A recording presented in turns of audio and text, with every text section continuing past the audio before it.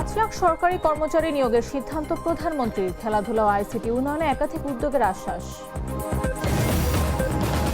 মধ্যপ্রাচ্যের উত্তেজনায় জ্বালানি তেলের দাম বাড়তে পারে জানিয়েছেন প্রধানমন্ত্রীর উপদেষ্টা। পরিস্থিতি দীর্ঘ হলে ভর্তুকি ধরে রাখা কঠিন। প্রাথমিক বৃত্তি পরীক্ষা নীতিমালায় বড় পরিবর্তনের পরিকল্পনা সরকারের, বলেছেন ববি হাজ্জাজ।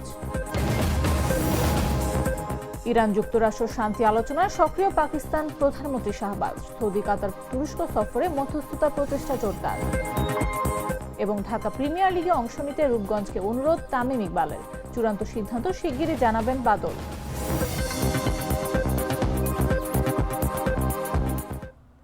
দুপুর ৩টা নিউজে সবাইকে আমন্ত্রণ। সাথে আছে আমি নাফিস আব্দুল্লাহ। বদলে ফেলেছি, এবার আপনিও বদলে ফেলুন। একবার প্রাণ গুঁড়া মশলা ব্যবহার করেই দেখুন। প্রধানমন্ত্রী তারেক রহমান বলেছেন, সরকার ৫ লাখ সরকারি কর্মচারী নিয়োগের সিদ্ধান্ত গ্রহণ করেছে। তার মধ্যে শুধু জনপ্রশাসন মন্ত্রণালয় এবং অধীন দপ্তর ও সংস্থাগুলোকে শূন্য পদের বিপরীতে ২,৮৭৯ জন লোক নিয়োগের কার্যক্রম চলমান। বুধবার জাতীয় সংসদের প্রথম অধিবেশনে ১৪তম দিনের প্রশ্নোত্তরে লিখিত জবাবে তিনি একথা বলেন। প্রধানমন্ত্রী বলেন, সারা দেশের শহর ও গ্রাম অঞ্চলে খেলার মাঠ নির্ধারণ ও অবকাঠামো উন্নয়নে কর্মকৌশল নির্ধারণে কেন্দ্রীয় পর্যায়ে গঠিত কমিটি কাজ করছে। প্রতিটি ইউনিয়ন ও উপজেলায় যথাক্রমে ৮ বিঘা ও ১০ বিঘা করে উন্মুক্ত খেলার মাঠ তৈরির পরিকল্পনা রয়েছে। হাইটেক অথবা সফটওয়্যার পার্ক ও আইসিটি সেন্টার সমূহ কার্যকরভাবে পরিচালনার জন্য এবং বাংলাদেশে পেপালের কার্যক্রম আরম্ভে কার্যকর উদ্যোগ গ্রহণে একটি কমিটি গঠন করা হয়েছে। তিনি বলেন, নির্বাচনী ইশতেহারকে প্রাধান্য দিয়ে বেতন কাঠামোর আওতায় জাতীয় ক্রীড়াবিদদের জন্য ক্রীড়া ভাতা চালু করা হয়েছে। প্রাথমিকভাবে ৫০০ জন ক্রীড়াবিদকে এই ভাতার আওতায় আনার পরিকল্পনা নেওয়া হয়েছে, যার মধ্যে প্রথম ধাপে ১২৯ জন ক্রীড়াবিদকে ভাতা দেওয়া হয়েছে। সম্ভাব্যতা বিবেচনা করে আমরা গড়ে তুলতে পারি, তাহলে অবশ্যই বহু মানুষের জীবনযাত্রার মান আমরা পাল্টাতে সক্ষম হব। এবং মধ্যপ্রাচ্যের চলমান ভূ রাজনৈতিক উত্তেজনা দীর্ঘস্থায়ী হলে জ্বালানি তেলের দাম বাড়ানোর প্রয়োজন হতে পারে বলে জানিয়েছেন প্রধানমন্ত্রী তথ্য ও সম্প্রচার মন্ত্রণালয় বিষয়ক উপদেষ্টা ডাক্তার জাহিদুর রহমান। বুধবার সচিবালয়ে এক সংবাদ সম্মেলনে তিনি এসব কথা বলেন। ডাক্তার জাহিদুর রহমান বলেন, আমেরিকা আবার ইরানের সঙ্গে রিলেটেড জাহাজগুলো ব্লকে দিচ্ছে। সো এটা যদি কার্যকর হয়, এটা যদি লম্বা সময় থাকে, পরিস্থিতি আসলেই খারাপের দিকে যাবে। তখন খুব লম্বা সময়ে ভর্তুকি দিয়ে যাওয়া আসলেই কঠিন। আমরা এপ্রিল মাসে দাম বৃদ্ধি করব না, অলরেডি বলেছি। যদি এটা কন্টিনিউ করে দামের কিছু অ্যাডজাস্টমেন্ট প্রয়োজন হতে পারে। জ্বালানি তেলের দাম বাড়বে কি? সাংবাদিকদের এমন প্রশ্নের জবাবে প্রধানমন্ত্রী এক উপদেষ্টা বলেন, দাম আসলে বাড়বে কিনা নিশ্চিত নয়। তবে আপনারা খেয়াল করেছেন, মধ্যপ্রাচ্যের যুদ্ধটা খারাপের দিকে যাওয়ারও আশঙ্কা আছে। আবার আমরা দেখছি ডোনাল্ড ট্রাম্প বলেছেন যে পরিস্থিতি ভালোর দিকেও যেতে পারে।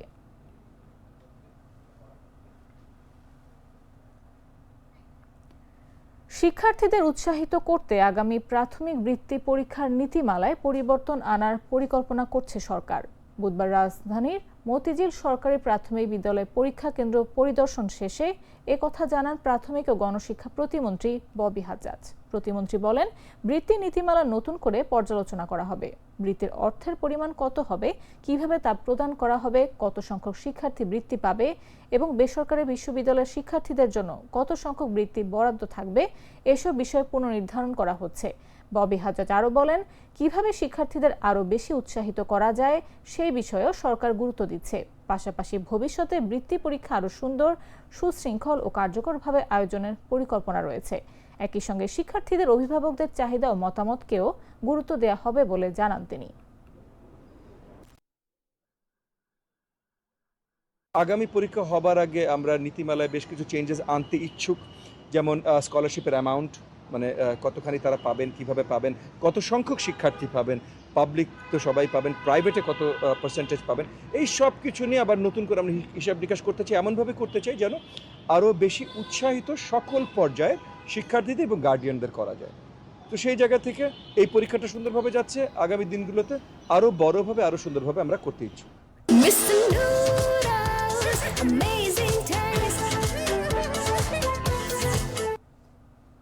এসি বাসে ভ্রমণ এখন অনেকের কাছে স্বস্তির প্রতীক হলেও নিরাপত্তা নিয়ে বাড়ছে শঙ্কা। সাম্প্রতিক একটি ঘটনায় দরজা বিকল হওয়ার ঘটনায় ঝালকাঠিতে তরমুজের বাম্পার ফলনের আভাস থাকলেও স্বস্তিতে নেই কৃষকরা। মৌসুমের শুরুতে সার ও কীটনাশকের সংকট, পরে ঝড় বৃষ্টির ক্ষতি, সব মিলিয়ে চাষাবাদে পড়েছে ধাক্কা। এখন আবার তেলের সংকটে সেচ দিতে না পারায় নতুন করে দুশ্চিন্তা বাড়ছে তাদের। কৃষি বিভাগ বলছে, উৎপাদনের লক্ষ্যমাত্রা ভালো হলেও শেষ পর্যন্ত লাভ নির্ভর করছে এই সংকট কাটিয়ে ওঠার উপর। বিস্তারিত জাগো ডেস্ক রিপোর্টে।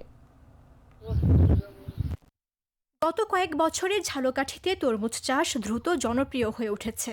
লাভজনক হওয়ায় রাজাপুর, নলছিটি ও সদর উপজেলার চরাঞ্চলের অধিকাংশ কৃষকই এবার উৎসাহ নিয়ে আবাদে নেমেছিলেন। কিন্তু মৌসুমের শুরুতেই দেখা দেয় সংকট। প্রয়োজনীয় সার ও কীটনাশক সময় মতো না পাওয়ায় গাছের বৃদ্ধি ব্যাহত হয়। এরপর ঝড় বৃষ্টির আঘাতে ক্ষতিগ্রস্ত হয় ক্ষেত, ফলে স্বাভাবিক সময়ের তুলনায় দেরিতে আসে ফলন। তবুও দিনরাত পরিশ্রম করে পরিস্থিতি কিছুটা সামাল দেন কৃষকরা। কিন্তু নতুন করে দেখা দেয় আরেক সংকট, সেচ। চৈত্রের তীব্র খরতাপে তেলের সংকটের কারণে ঠিকমতো সেচ দিতে পারছেন না অনেকেই। ফলে ক্ষেত জুড়ে তরমুজ ধরলেও সেই ফলন নিয়ে স্বস্তিতে নেই চাষিরা। লক্ষাধিক টাকা বিনিয়োগ করে যে লাভের স্বপ্ন দেখেছিলেন তা এখন অনেকের কাছেই দুঃস্বপ্নে পরিণত হচ্ছে। 15 লাখ টাকা খরচা গেছে আমাকে, আরো সামনে 5 লাখ টাকা খরচা গেছে। এখন এই 5 লাখ টাকা আর ওই 15 লাখ টাকা খরচা করে আমার ওই টাকাটা ওডে কি এটা সন্দেহ। তরমুজ সেরকম একটা দেন না হয়নি, গাছ মারা গেছে। হ্যাঁ, কিন্তু সময় মতন আমরা তরমুজ, এই বন্যার কারণে আমাকে এই তরমুজ ইয়ে করতে হয়েছে। কিন্তু বন্যা না হলে কিন্তু আমাকে তরমুজ এখানেও এটা হইতে না। কিন্তু সার ওষুধ ঠিকও ধরে দিয়েছি, কিন্তু কামাই দিয়েছি। বন্যার কারণে বাড়ির চড়ে বৃষ্টিতে সবকিছু ধ্বংস হয়ে গেছে। আবহাওয়ার অবস্থা বেশি ভালো না, বুঝলি, কারণ ফলের কারণ ভাইরাস হইয়া সব নষ্ট হয়ে গেছে কিছু কিছু গাছ। এখন আছি তো মনে করেন খুব কষ্টে, বেশি একটা ভালো নাই। দিনখান বাজার পাতি কম, হাবটা তরমুজ এখন যে তরমুজ আমরা যা হয়েছি, এখন আল্লাহ মাহবুদি জানে হয়তো চায় আল্লাহ চাইবে, এছাড়া কোনো শক্তি আমার ঘরে নাই। বন্যার কারণে গাছ পিড়েছে, পিডানের কারণে গাছের আমার ক্ষতি হয়েছে। এখন পর্যন্ত মাল বেচতে পারি নাই, আর বেচার মতো হয়ও নাই। সাইজ হইতে আরো 15 দিন সময় লাগবে, 10-15 দিন সময় লাগবে। জেলা কৃষি সম্প্রসারণ অধিদপ্তরের উপপরিচালক মোহাম্মদ আব্দুল্লাহ আল মামুন জানান, ঝালকাঠিতে প্রতি বছরই তরমুজের আবাদ বাড়ছে। গেল বছরের তুলনায় এবছরও প্রায় 5 হেক্টর বেশি জমিতে চাষ হয়েছে। এখানে আসলে অল্প বিনিয়োগে বেশি পরিমাণ লাভ পেয়ে থাকে এবং একটা নির্দিষ্ট সময় তরমুজের বেশ ভালো মূল্য পায় কৃষকরা। আমরা কৃষি সম্প্রসারণ অধিদপ্তরের পক্ষ থেকে তাদেরকে বিভিন্ন সময়ে তরমুজ চাষের জন্য যে কারিগরি পরামর্শ এগুলো দিয়ে যাচ্ছি এবং ভবিষ্যতে তরমুজের প্রসেসিং করে আমরা যেন আরো উন্নত মানের বিভিন্ন খাদ্য উপাদান তৈরি করতে পারি, সেজন্য আমরা তাদেরকে পরামর্শ দিয়ে যাচ্ছি। কৃষি বিভাগের তথ্য অনুযায়ী চলতি মৌসুমে ঝালকাঠিতে 127 হেক্টর জমিতে তরমুজ চাষ হয়েছে। সম্ভাব্য উৎপাদন প্রায় 2040 মেট্রিক টন, যার বাজার মূল্য 25 থেকে 30 কোটি টাকা। তবে প্রকৃত লাভের হিসাব এখন নির্ভর করছে শেষ পর্যন্ত কৃষকরা পানি আর খরচের এই লড়াই কতটা জয় করতে পারেন তার উপর। নিউজ ডেস্ক, জাগো নিউজ।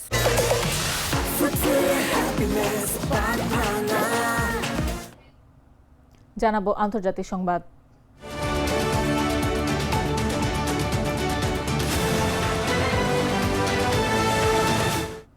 যুক্তরাষ্ট্র ইরান শান্তি আলোচনায় মধ্যস্থতা জোরদারে সক্রিয় ভূমিকা নিচ্ছেন পাকিস্তানের প্রধানমন্ত্রী শাহবাজ শরীফ।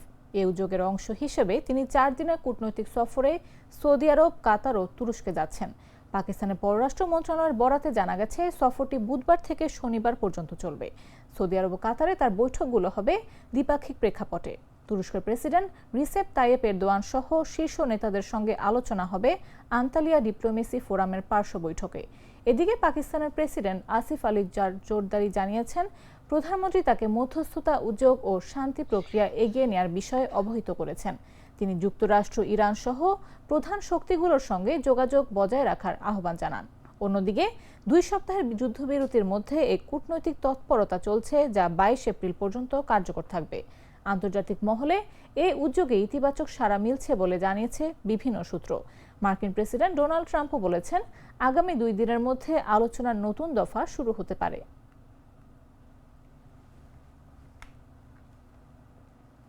পারমাণবিক ইস্যুতে অচলাবস্থার মধ্যে ইরান যুক্তরাষ্ট্র উত্তেজনা নতুন করে ভাবাচ্ছে বিশ্বকে।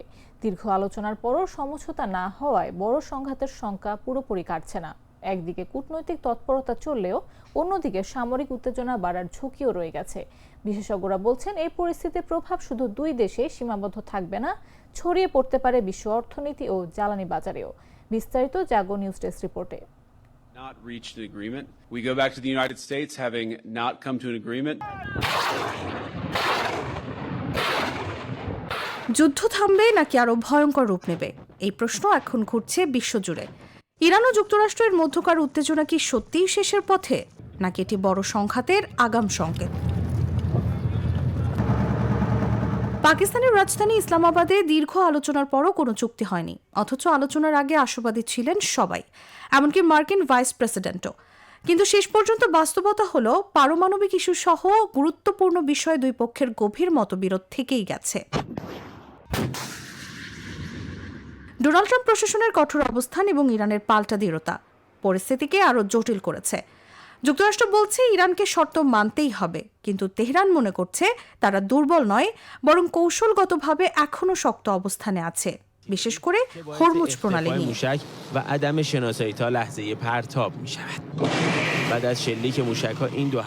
তাহলে সামনে কি? দুটি পথ খোলা। এক, আরও কূটনৈতিক আলোচনা। দুই, আবারও সংঘাতের উত্তাপ বৃদ্ধি। বিশেষজ্ঞরা বলছেন আশা পুরোপুরি শেষ হয়নি, কারণ আনুষ্ঠানিক আলোচনা ভেস্তে গেলেও ব্যাক চ্যানেল যোগাযোগ এখনও চালু রয়েছে।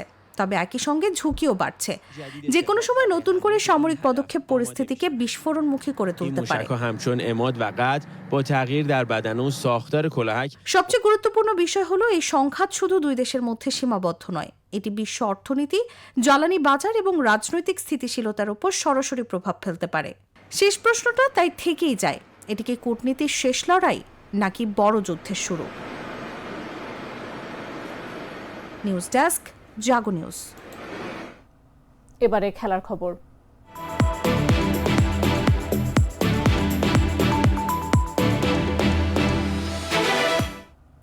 ঢাকা প্রিমিয়ার লিগের আসন্ন আসরের দলবদল আগামী 18-19 এপ্রিল অনুষ্ঠিত হতে যাচ্ছে।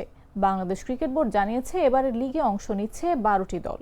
তবে দীর্ঘদিন ধরে গুঞ্জন চলছে লিজেন্ডস অফ রূপগঞ্জ ও ব্রাদার্স ইউনিয়ন এবার লিগে অংশ নাও নিতে পারে। এদিকে বিসিবির অ্যাডহক কমিটির সভাপতি তামিম ইকবাল লিগে অংশ নিতে লিজেন্ডস অফ রূপগঞ্জের চেয়ারম্যান লুৎফুর রহমান বাদলকে অনুরোধ করেছেন।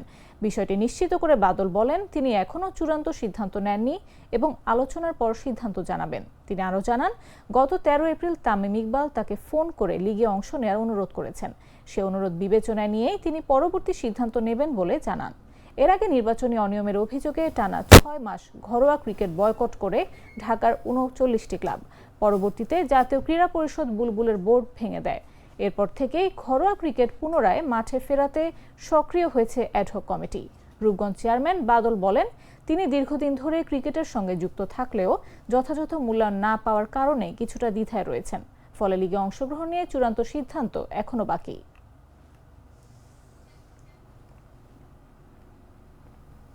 সংবাদ শেষ করার আগে শিরোনামগুলো জানিয়ে দিচ্ছি আরো একবার। 5 লাখ সরকারি কর্মচারী নিয়োগের সিদ্ধান্ত প্রধানমন্ত্রীর। খেলাধুলা ও আইসিটি উন্নয়নে একাধিক উদ্যোগের আশ্বাস। মধ্যপ্রাচ্যের উত্তেজনায় জ্বালানি তেলের দাম বাড়তে পারে জানিয়েছেন প্রধানমন্ত্রীর উপদেষ্টা। পরিস্থিতি দীর্ঘ হলে ভর্তুকি ধরে রাখা কঠিন।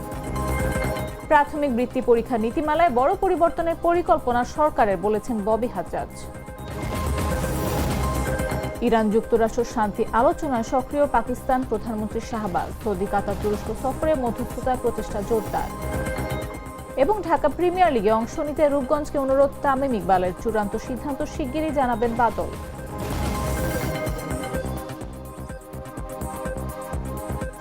দর্শক, এই ছিল এখনকার মতো। এরপর দেখবেন বিকেল 5টা নিউজ। প্রতি মুহূর্তে সর্বশেষ খবর পেতে ভিজিট করুন jagonews24.com, ফলো করুন আমাদের ভেরিফাইড ফেসবুক পেজ এবং সাবস্ক্রাইব করুন জাগো নিউজের ইউটিউব চ্যানেল। এতক্ষণ সাথে থাকার জন্য ধন্যবাদ সবাইকে।